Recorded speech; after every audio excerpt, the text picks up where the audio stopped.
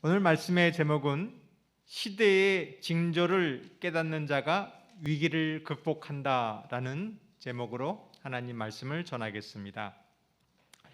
다 성경을 펴주시길 바라겠습니다. 누가복음 12장 54절에 있는 말씀입니다. 다 같이 성경을 펴시고 같이 하나님 말씀을 보겠습니다. 누가복음 12장 54절입니다.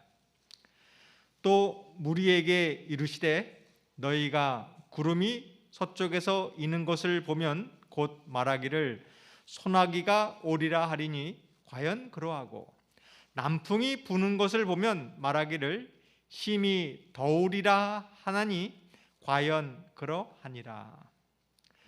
농사를 짓는 분들에게 날씨를 분간하는 것은 굉장히 중요한 일입니다. 갑자기 비가 오거나 추위가 오거나 더위가 오는 것을 잘 살펴보아야 합니다. 그래야 농사를 준비할 수 있습니다. 만약에 날씨가 변하는데 갑자기 추위가 오거나 갑자기 더위가 오는데 준비하지 않는 농부가 있다면 아마 그 해의 농사는 망칠 것입니다. 그런 것처럼 우리도 시대를 분간하는 것이 중요합니다. 오늘 현 시대에 성공하는 사람이 있습니다. 그 성공하는 사람의 특징은 시대의 변화를 보고 시대의 상황을 보고 변화하고 준비하는 사람이 성공합니다. 시대가 변하고 있습니다. 위기가 왔습니다. 그리고 위기를 준비하는 사람은 그 위기를 극복할 것입니다. 그러나 시대가 변하고 위기가 오는데 준비되지 않는 사람은 그러한 회사가 있다고 하면 그 회사는 망하고 말 것입니다. 요셉이 있었습니다. 요셉은 애굽의 총리가 되었어요. 비결이 있었습니다. 지금 7년 동안 큰 풍년이 있을 것입니다. 그리고 또 7년 뒤에는 큰 흉년이 있을 것입니다. 요셉은 그 시기를 알았어요.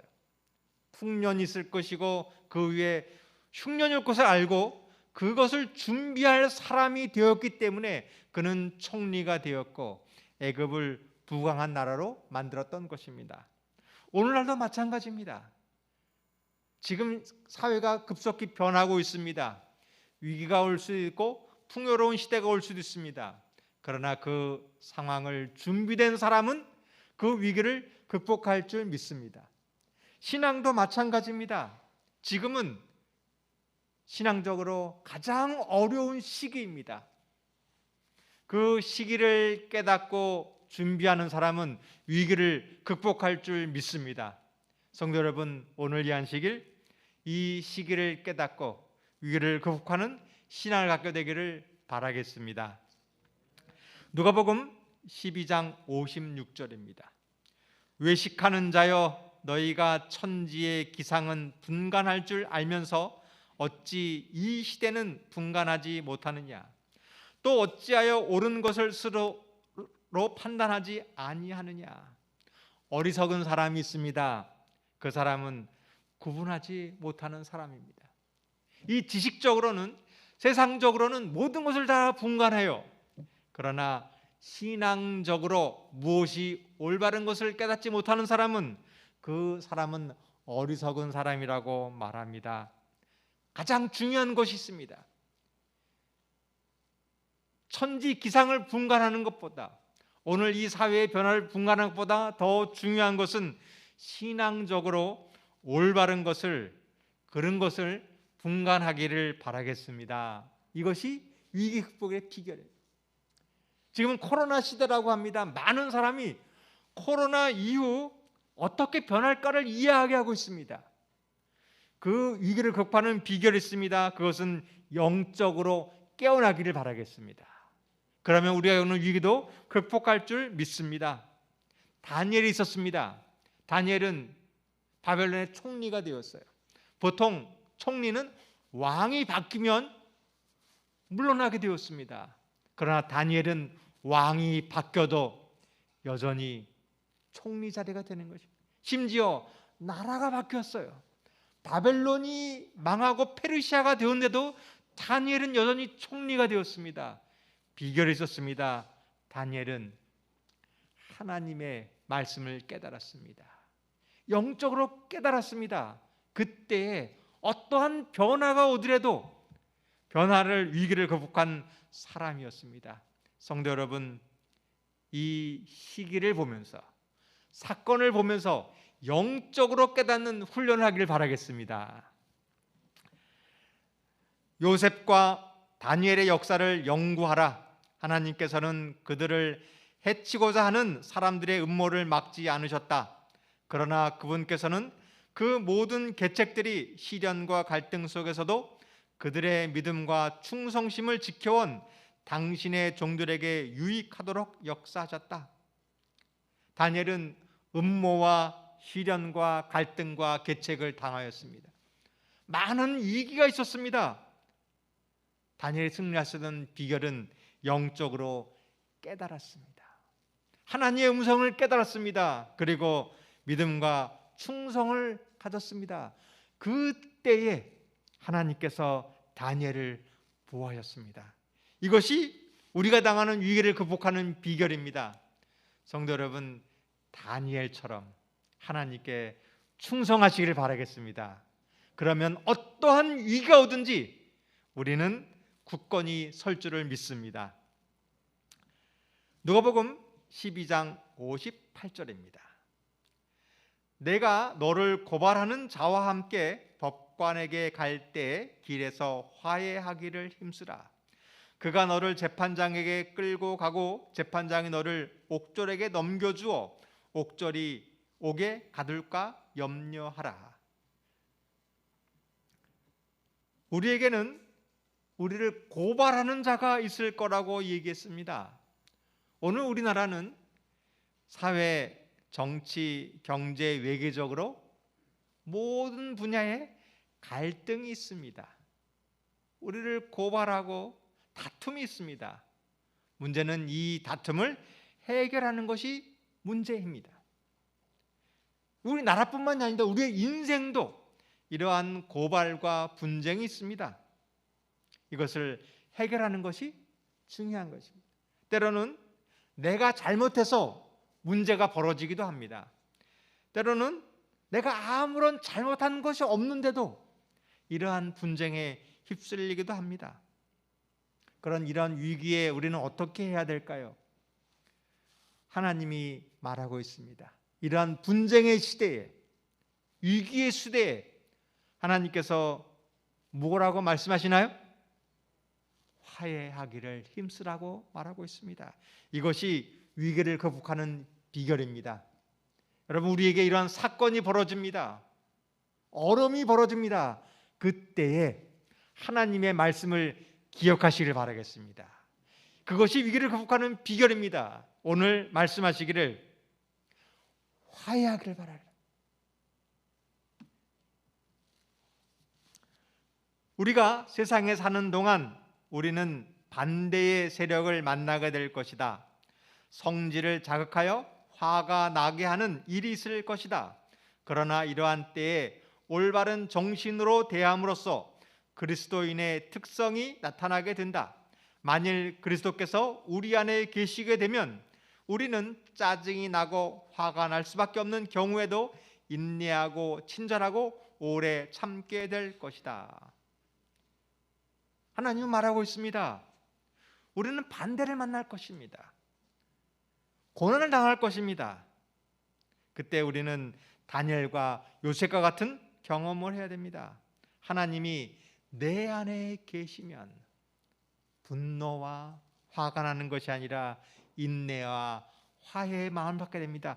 그 사람이 승리하게 되는 것입니다.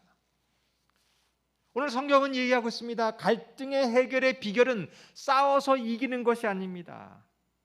우리가 경쟁에서 성공하는 것이 승리가 아닙니다. 그것은 화해하는 것입니다. 가정도 마찬가지입니다. 교회도 마찬가지입니다. 직장도 마찬가지입니다. 많은 갈등과 분쟁의 요소가 있어요. 그 위기의 순간 승리의 비결이 있습니다. 그것은 그리스도께서 내 안에 계시는 것입니다. 그때 화나는 것이 아니라 인내하게 되고 그때에 평화가 오는 것입니다. 오늘 이 말씀을 기억하시고 오늘 하나님의 사랑을 깨닫고 위기의 순간 분간하시고 화를 내신 대신에 하나님의 사랑이 내 마음에 계셔서 승리하게 되기를 바라겠습니다. 이 말씀은 정말 사실이에요. 여기 어디냐면 미국의 뉴욕의 월스트리트라는 거리입니다. 세계 금융의 중심지예요. 근데 최근에 이 많은 그 회사원들이 조끼를 입고 있는데 교복처럼 다 이러한 조끼를 입고 있습니다. 이것이 파타고니아 조끼입니다. 왜 사람들이 이렇게 이것을 입을까 했더니 이 회사는 사회적 기별입니다. 친환경적 기별이라서 동물을 보호하고 정직하게 운영하는 회사였습니다. 그래서 사람들이 이런 회사의 물건을 선호합니다. 근데 이 회사에서 한 가지 놀랄만한 그 일을 했습니다. 뭐냐면 이 회사 유니폼을 판매하는데 만약 그 회사가 친환경적이지 않고 사회적 기업이 아니면 팔지 않는 것이에요. 그 회사가 어떠한 환경적인 일을 위해서 선행을 하는가를 보고 그 회사만 판매하는 거예요. 근데 오히려 많은 사람들이 그 옷을 입기 위해서 애쓰고 있습니다. 애플의 회장과 페이스북의 회장, 페이팔의 회장이 이 조끼를 입는 것입니다. 그 사람들이 이 조끼를 입는 회사는 정직하고 훌륭한 회사라고 인정을 받아서 오히려 이 회사가 잘 된다고 합니다. 그런데 반대로 갑질하는 기업이 있어요. 하청업체가 있는데 부당한 요구를 하는 것입니다. 이것이 뉴스에 나자 그 회사의 매출이 떨어지게 된 것입니다. 한 회사 사장님은 그 운전기사를 갑질하는 것입니다. 폭언과 폭력을 하는 회사, 이것이 뉴스에 알려지자 그 회사는 망해버리고 말았습니다. 여러분, 이것이 오늘날의 시대입니다. 돈을 벌려고 막 노력하는 사람이 성공하는 것이 아니라 정직하고 화해하는 기업이 성공합니다. 오늘 우리도 마찬가지입니다. 성도 여러분, 위기를 극복하는 비결이 있습니다. 욕심을 부리고 돈 벌기 위해서 노력하는 것이 아니라 이웃과 화목하고 선행하기를 바라겠습니다. 이것이 성공의 비결입니다. 오늘 교회도 마찬가지입니다.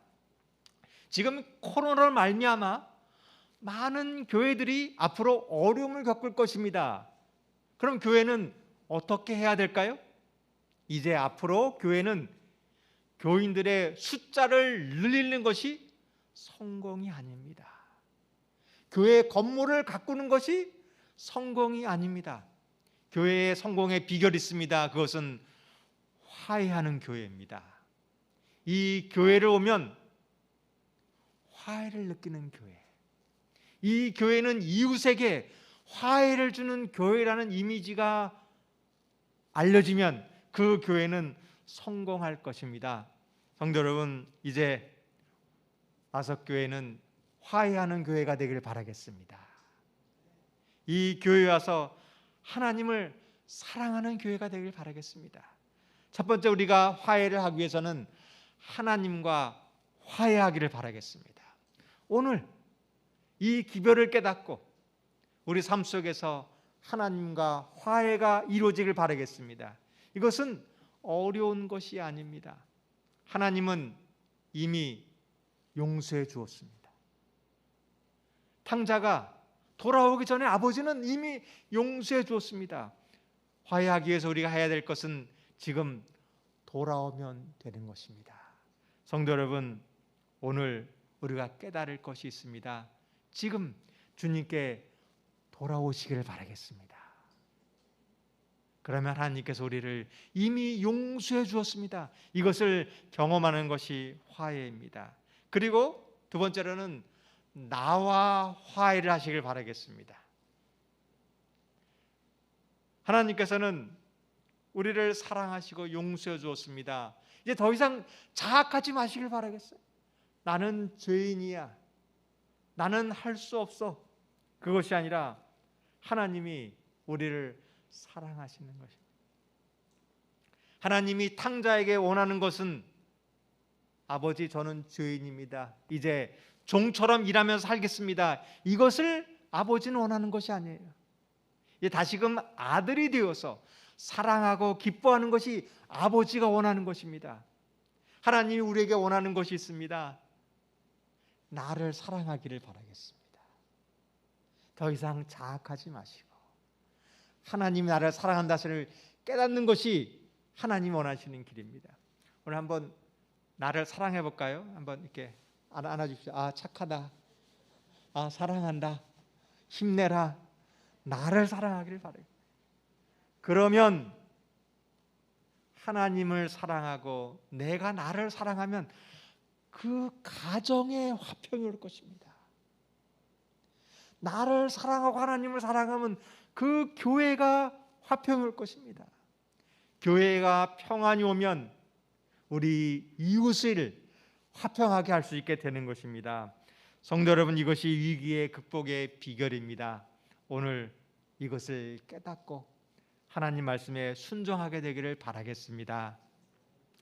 이 말씀을 하면서 마태복음에는 때를 구별하다라고 말하면서 한 가지 삽입절이 있습니다. 누가복음에 없는 말씀이 있습니다. 마태복음 5장 23절에 있는 말씀을 보겠습니다. 그러므로 예물을 제단에 드리려다가 거기서 내 형제에게 원망 들을 만한 일이 있는 것이 생각나거든 예물을 제단 앞에 두고 먼저 가서 형제와 화목하고 그 후에 와서 예물을 드리라. 사랑하는 성도 여러분, 오늘 우리 삶 속에 형제와 화목하는 일이 이루어지길 바라겠습니다. 오늘 예배드리기 전에 이 일이 생각나면 먼저 화해하시길 바라겠습니다. 근데 예전에는 이 화해를 가르칠 필요가 없었습니다. 이것을 안 가르쳐서도 화해하는 법을 다 배웠어요. 왜냐하면 할머니, 할아버지, 삼촌, 조카 다 같이 살았어요. 그러면서 양보하는 법, 또 이해하는 법을 안 가르쳐도 다 배웠습니다. 근데 오늘날에는 다 혼자만 키우는 거예요. 하나나 둘. 그래서 자기만 옳고 자기만 위하는 시대에 살았어요. 그래서 이 젊은 사람들이 결혼해서 부부가 되면 싸우는 일이 있으면 양보하는 것을 모릅니다.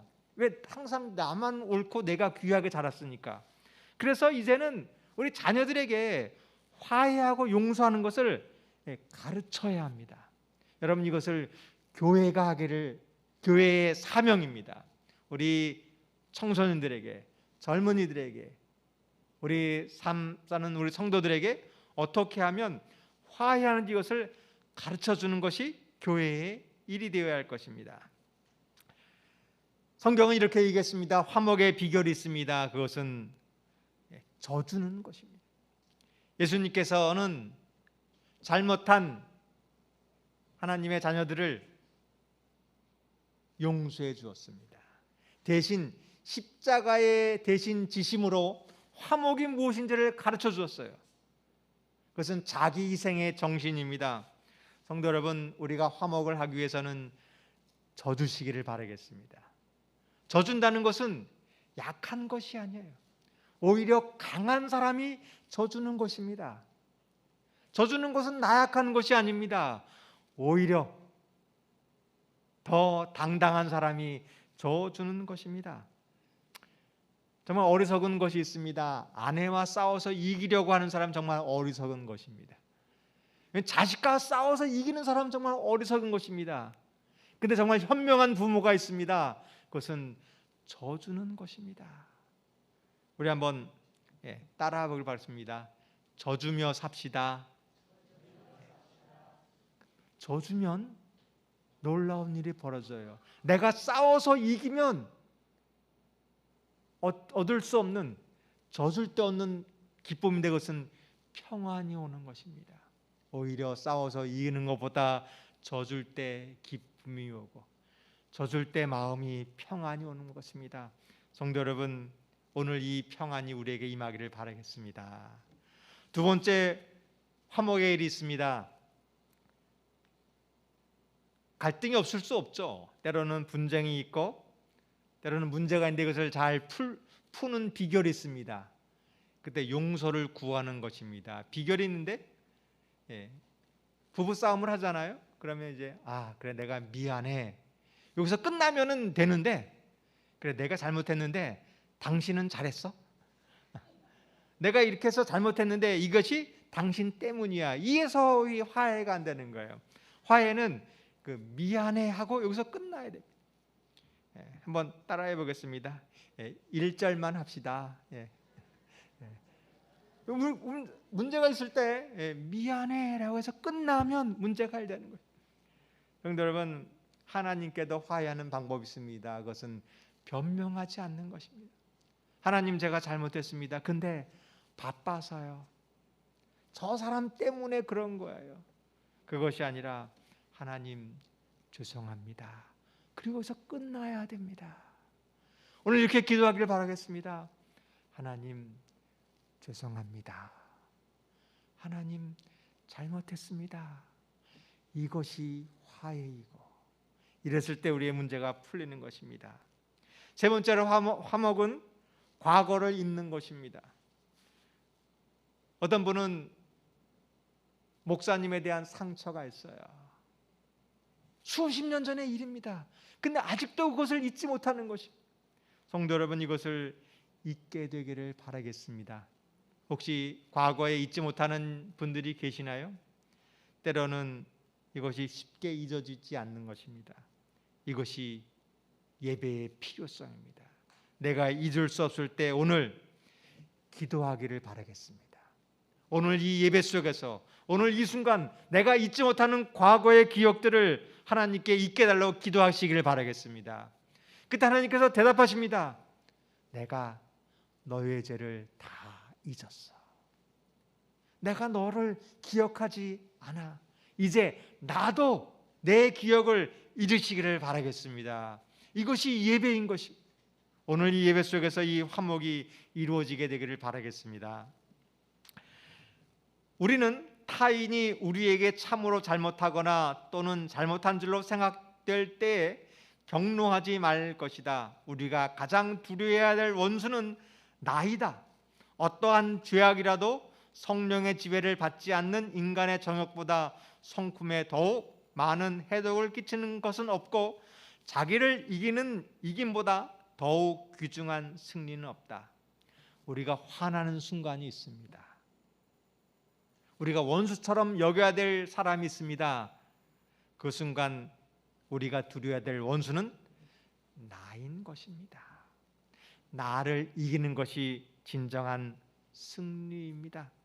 성도 여러분, 화나는 순간이 있을 때 나를 이기기를 바라겠습니다. 나를 이기는 사람은 하나님이 함께하는 사람입니다. 그때 내 분노가 사라지고 내가 나를 조절하게 되고 그 사람이 위기를 극복하는 사람이 될 줄을 믿습니다. 다시 누가복음 13장 1절에 있는 말씀을 보겠습니다. 그때 마침 두어 사람이 와서 빌라도가 어떤 갈릴리 사람의 피를 그들의 제물에 섞은 일로 예수께 아뢰니 대답하여 이르시되 너희는 이 갈릴리 사람들이 이같이 해 받음으로 다른 모든 갈릴리 사람보다 죄가 더 있는 줄 아느냐. 그때 마침 너희가 이 천지를 분간하면서 이 시기를 깨닫지 못하느냐. 화해하라라고 말씀하셨을 때 이어지는 이야기입니다. 그때 무슨 일이 벌어졌냐면 이 빌라도가 예루살렘 성전에서 갈릴리 사람을 박해했던 사건이 벌어졌습니다. 갈릴리 사람들을 죽였던 끔찍한 사건이 벌어졌어요. 여러분, 이 사건에서 깨닫게 되기를 바라겠습니다. 그 사건을 보았던 유대인의 문제점은 무엇이었을까요? 한번 우리가 당하는 이 사건 속에서 깨닫게 되기를 바라겠습니다. 이것을 보면서 우리는 이 시계를 보면서 무엇을 깨달아야 할까요? 이 유대인의 문제점은 무엇이었을까요? 그것은 그 박해를 받고 죽었던 갈릴리 사람들이 죄가 더 많이 있다라고 생각하는 것이 그들의 문제점이었습니다. 그것은 어떠한 일이 벌어졌을 때 이런 것이었습니다. 나는 항상 옳고 저 사람은 잘못되었어. 그 생각이 문제라는 것입니다. 유대인들은 보복 정신을 길렀다. 그들은 로마인들을 증오함으로 심한 독소를 내뱉었으며 사단의 속성을 드러내므로 그를 기쁘게 하였다. 이와 같이 함으로 그들은 사단이 그들로 하여금 행하게 하려고 유도해온 그 무서운 행위를 하기 위해 자신을 훈련시키고 있었다. 유대인의 문제는 보복의 정신이었습니다. 그래서 분노하게 되었습니다. 그리고 말로써 그것을 뱉어내었습니다. 이것이 사단의 정신이었습니다. 이것은 오늘날 우리에도 벌어지고 있습니다. 뉴스를 보았을 때 마녀 사냥이라고 합니다. 모든 사람들은 그 사람을 미워하고 죽이려고 하는 거예요. 이것이 사단의 정신입니다. 성도 여러분, 여기서 벗어나게 되기를 바라겠습니다. 우리가 깨달아야 될 것이 있습니다.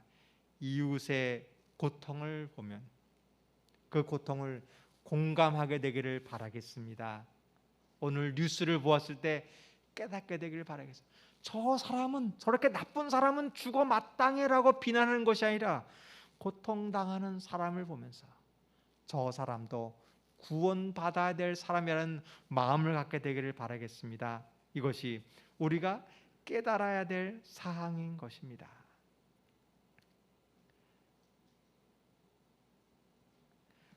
누가복음 13장 3절에 있는 말씀을 보겠습니다. 너희에게 이르노니 아니라 너희도 만일 회개하지 아니하면 다 이와 같이 망하리라. 예수님께서는 분명히 말씀하셨습니다. 예루살렘 성에서 박해를 받고 죽었던 그 갈릴리 사람은 죄가 있어서 죽은 것이 아니라 너희도 회개하지 않으면 그와 같이 망할 것입니다. 성도 여러분, 우리에게 당하는 사건을 보면서 깨닫게 되기를 바라겠습니다. 우리가 당하는 일들을 보면서 내가 변화되고 회개하는 경험을 하게 되기를 바라겠습니다. 회개란 내 잘못을 깨닫는 것입니다. 그리고 돌이키는 것이 회개입니다. 성도 여러분, 오늘 우리의 고집을 버리시기를 바라겠습니다. 나만 옳다라는 생각을 버리시기를 바라겠습니다. 내 속에 있는 죄를 버리시기를 바라겠습니다. 그 길이 위기를 극복하는 길입니다. 내가 만약 회개하지 않으면 망한다는 것이 성경의 말씀인 것입니다. 누가복음 13장 4절에 있는 말씀입니다. 또 실로암에서 망대가 무너져 치어 죽은 18사람이 예루살렘에 거한 다른 모든 사람보다 죄가 더 있는 줄 아느냐? 너희에게 이노니 아니라 너희도 만일 회개하지 아니하면 다 이와 같이 망하리라. 실로암 망대가 무너졌습니다. 그래서 18명이 죽게 되었어요. 성도 여러분, 이 사건을 보면서 무엇을 깨달을까요? 이 훈련을 하기를 바라겠습니다. 우리가 만나는 뉴스, 이 사건을 보면서 시대의 징조를 깨달아야 되는 거예요. 코로나를 보면서, 뉴스를 보면서, 성경을 보면서 이 사건이 무엇인지 교훈을 깨닫는 사람이 지혜로운 사람입니다. 여러분, 이 사건을 통해서 무엇을 깨닫습니까? 그 실로암 망대가 무너져서 죽은 18명이 죄가 있어서 죽은 것이 아닙니다. 이스라엘이 멸망했습니다. 그것은 이스라엘 사람들이 우리보다 더 악해서 멸망한 것이 아닙니다. 이스라엘 백성들이 우리보다 지식이 없어서 멸망한 것이 아닙니다. 회개하지 않으면 그렇게 되는 것입니다. 오늘 이 세상이 있습니다. 그 세상 사람들이 우리보다 지식이 떨어지지 않습니다. 우리보다 더 악한 사람들이 아닙니다. 이렇게 얘기합니다. 너희도 회개하지 않으면 이와 같이 망하는 것입니다. 성도 여러분, 뉴스를 깨닫고 우리가 해야 될 것이 있습니다. 하나님의 음성을 듣고 회개하기를 바라겠습니다. 이것이 위기를 극복하는 비결인 것입니다. 제가 최근에 어떻게 이 코로나 위기를 극복할까 많은 책들을 보았습니다. 그때 한 책에서는 미국에 지금 2020년 이때에 성장하는 5교회가 있다는 것이었습니다. 그리고 제가 인터넷에서 그 교회를 찾아가 보았어요. 이 특징이 있습니다. 지금 미국에서 가장 성장하는 5교회의 특징. 건물이 굉장히 화려합니다. 넓은 주차장, 화려한 조명, 좀 완벽한 음향 시설, 사람들이 너무 가기 편리한 구조를 갖추고 있어요. 갔더니 예배를 드리는데 거의 그 예배 음악이 잘 준비된 콘서트 같아요. 정말 훌륭한 그 찬양단들이 너무 감동적인 찬양을 하고 있습니다. 목사님의 설교는 너무나 은혜스러운 거예요. 이 현대 기별에 맞게 너무나 이 심령을 울리는 편안한 설교를 하고 있습니다. 근데 이 교회에 없는 것이 있습니다. 뭐가 없느냐면 회개의 기별이 없어요. 그냥 교회 와서 정말 편하게 콘서트를 보는 것처럼 듣고 가는 것입니다. 결코 정죄하지 않습니다. 심판이 있다고 하지 않습니다. 이것이 오늘날 교회의 현실입니다. 이것을 깨닫게 되기를 바라겠습니다. 한국 교회에 위기가 있습니다. 오늘날 많은 교회, 큰 교회들이 있습니다. 그 교회에 회개의 기별이 없다는 것입니다. 성도 여러분, 오늘 우리가 깨닫게 되길 바라겠습니다. 사람들이 많이 모이고 좋은 교회인가, 아니면 그곳에 하나님의 말씀이 있는 교회인지를 분간하시기를 바라겠습니다. 그 사람이 위기를 극복하는 것입니다. 젊은 목사들은 기발한 것을 구상해내려고 애쓰며 사업을 위한 새로운 사상과 새로운 계획들을 소개하려고 노력한다. 어떤 이들은 부흥 집회를 열고 이런 방법을 통하여 많은 수의 사람들을 교회로 불러들인다. 그러나 모든 흥분이 가라앉고 집회가 막을 내릴 때 회개한 영혼들은 어디 있는가? 회개와 죄의 자복을 볼래야 볼 수 없다.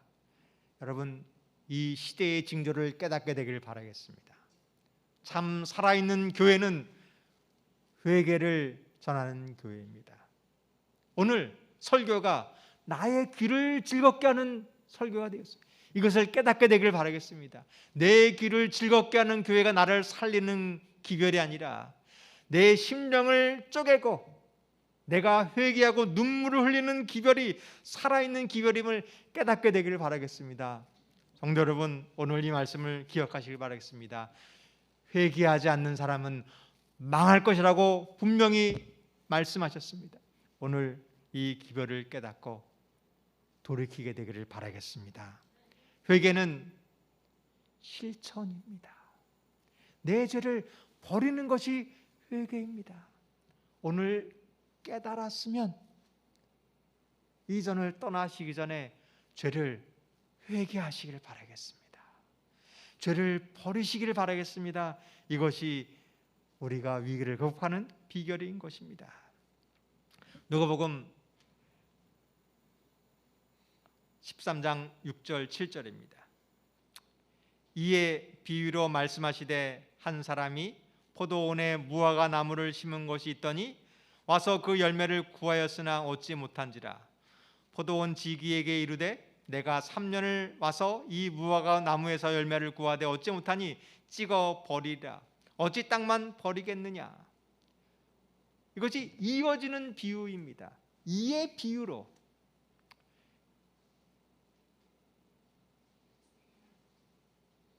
이 비유를 보면서 우리는 무슨 징조를 깨달을까요? 어떤 포도원에 무화과 나무를 심었습니다. 근데 열매를 구하지 못하는 것입니다. 근데 포도원에 왜 무화과 나무를 심었는지 모르겠습니다. 근데 그 무화과 나무 열매가 없는 것이. 여기서 우리는 무엇을 깨닫습니까? 이 교훈을 얻게 되기를 바라겠습니다. 최근에 얼마 전 뉴스에 지금 요즘 시기가 복숭아 꽃이 활짝 필 시기라고 합니다. 근데 지난주에 영하로 기온이 떨어져 버리고 말았어요. 그래가지고 이 꽃을 막 피워댈 때 이 꽃이 다 떨어지고 말았습니다. 그리고 이 나무 새순 가지가 다 얼어가지고 죽고 말았어요. 그 꽃이 떨어지고 새순 가지가 죽은 나무는 복숭아 열매를 맺을 수 없습니다. 우리가 여기서 얻는 교훈이 있습니다. 신앙에는 위기가 올 것입니다. 그때 대비하지 않는 신앙은 열매가 없을 것입니다. 열매가 없는 그 나무는 찍어버릴 것이라고 말했습니다. 성도 여러분, 이 교훈을 배우기를 바라겠습니다. 지금 대비하시기를 바라겠습니다.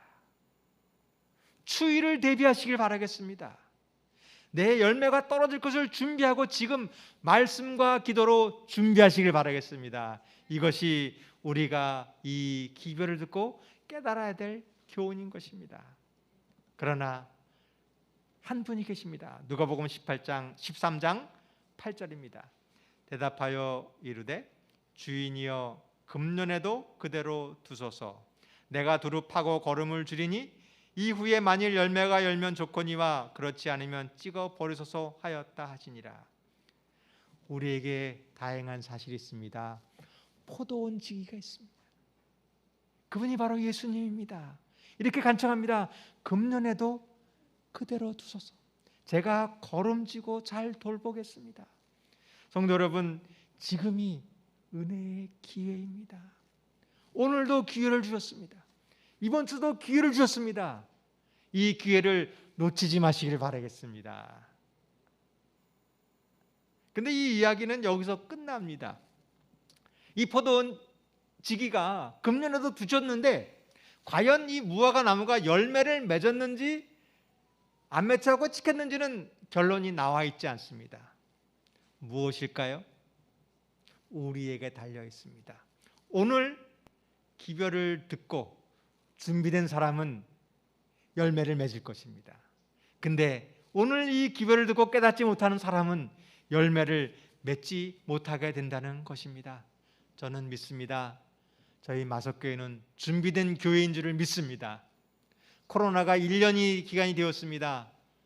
마석교회는 많은 준비를 했습니다. 지금 어린이 예배를 따로 드리고 있습니다. 청년 학생 예배를 따로 드리고 있습니다. 저는 믿습니다. 우리 어린이들이, 청년 학생들이 열매 맺을 줄 믿습니다. 저희 소그룹이 활동하고 있습니다. 이제 설교 예배가 마치면 줌으로 교과 공부를 하고 있습니다.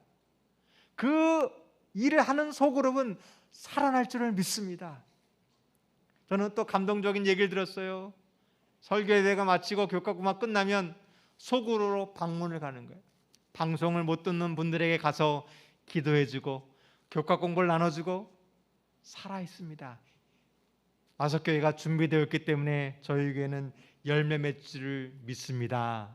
성도 여러분, 오늘 설교는 이렇게 마칩니다. 두 부류의 사람이 있을 것입니다. 깨닫고 실천한 사람은 열매를 맺을 것입니다. 그러나 깨닫고 모르는 사람은 열매가 맺지 않을 것입니다. 성도 여러분, 오늘 깨닫게 되기를 바라겠습니다. 하나님이 말씀하십니다. 화해하라, 회개하라. 오늘 이 순간 이것을 실천하는 하루가 되길 바라면서 말씀을 마치겠습니다. 우리 다 같이 일어나